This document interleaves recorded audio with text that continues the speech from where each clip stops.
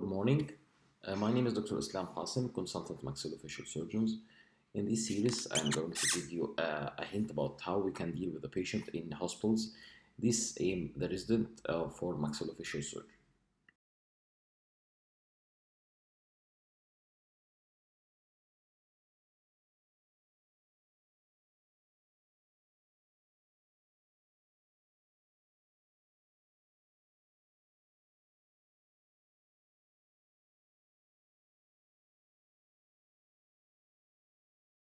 This is my pre-resume. I have my BDS and master degree from Alexandria Dental School, and I have FDS from the Royal College of Surgeons of Glasgow. Uh,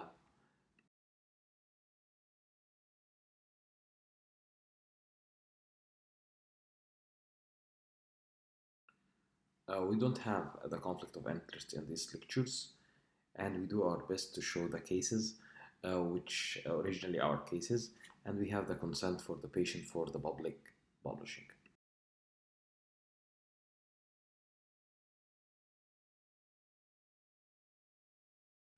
This is our team at Alamein.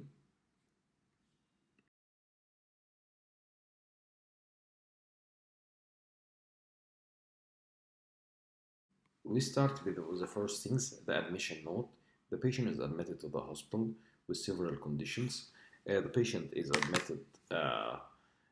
We have to evaluate the patient during the admission, and we have to prepare the patient journey in the hospital from the start of the patient admission till he recover and go back and get discharged safely from the hospitals.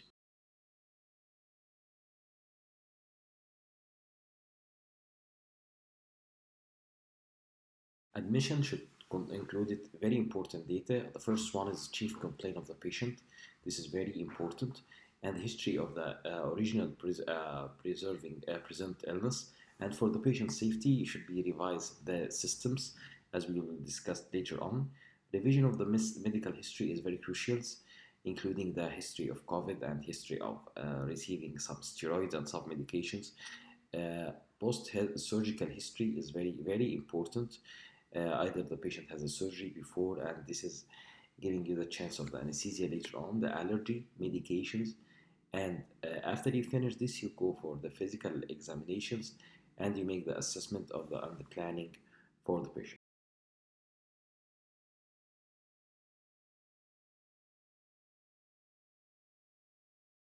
Fourteen systems should be evaluated before you admit the patient, starting from general evaluation of the patient, head, eyes and ear and throats, and with sinus, cardiovascular systems, respiratory, we see the respiratory rate and the respiratory rhythm, and with the patient taking the normal respiration or aggressive respiration, gastrointestinal system, it should be revised also with the urinary system, genital system of the patient, especially in trauma cases, a vascular system, a musculoskeletal system, especially in cases of trauma, nervous system, either autonomic or systemic, psychiatric evaluation of the patient, a hematological and lymphatic system, especially if the patient has a previous disease, endocrine system, allergy and immune system also should be evaluated.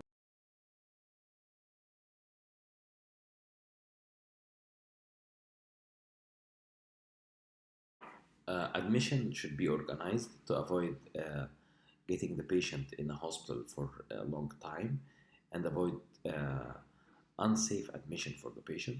So the purpose should be very clear and concise the instruction, and you should allow the nursing and auxiliary staff to manage the admitted patient according to the requested by the admitting consultant.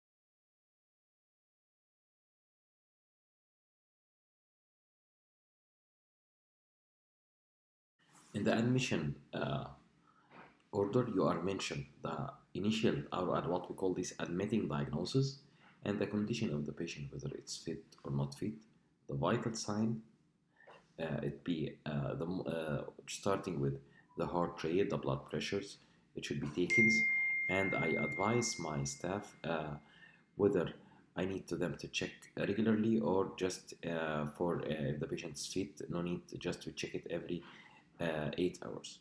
the activity of the patient, whether the patient is active or no, the patient is admitted alone or with some guardians like the children, if the patient has allergy, and we write the nursing cure, and we need the patient to take something, or for example, if we take something like nothing but oral, if I plan to admit the patient for the OR, the diet, it should be mentioned in details, especially if we need the liquid diets or MBO. Uh, IV fluids, it should be calculated with cautious, and we should, write, for example, write something like saline and something like IV fluids. Medications, specific medications, it should be written, especially if you need to pre-medicate the patient. Lab tests, it should be ordered, and you should be anticipated when this lab test it will come.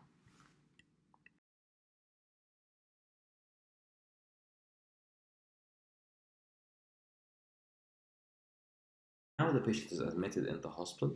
You should write the preoperative notes, and this is to confirm the patient is ready for performing the operation the patient is admitted to do.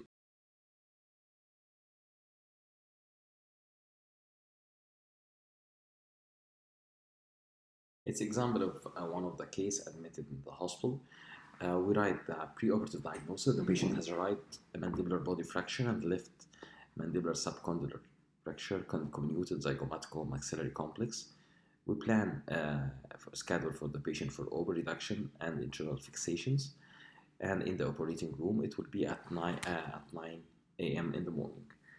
The indication, why we do this surgery? Because the patient facial bone and mandible fractures, and we have a fractures and we have a malocclusion. We ask for lab tests for sodium, for chlorine, for blood urea nitrogen, for blood gases.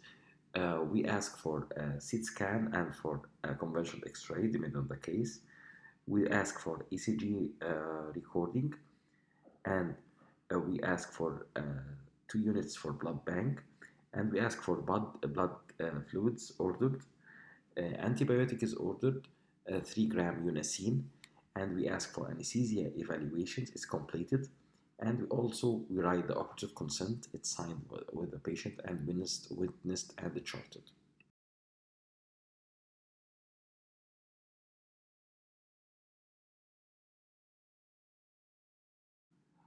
I highly encourage my resident to have a log for this website, to have a logbook for every cases they are performed. So every case is you admitted in the hospital, it's advised to write the full details in this system, and this is very useful at the end.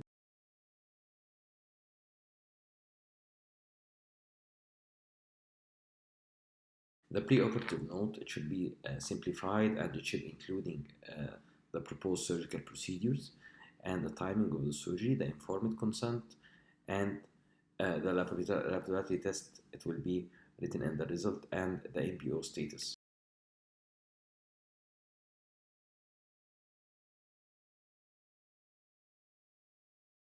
Informed consent is an important part from the preparing of the patient.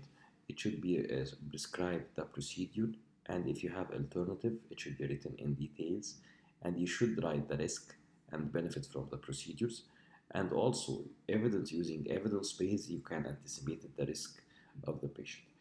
For example, if you are going to remove impacted wisdom near the nerve, I should identify for the patient there are a risk for permanent nerve injury, and I tell the patient based on evidence what is the estimate risk. For example, when we do the parotid surgery, I have to tell the patient there are risk of the facial nerve, so I discuss with the patient different option.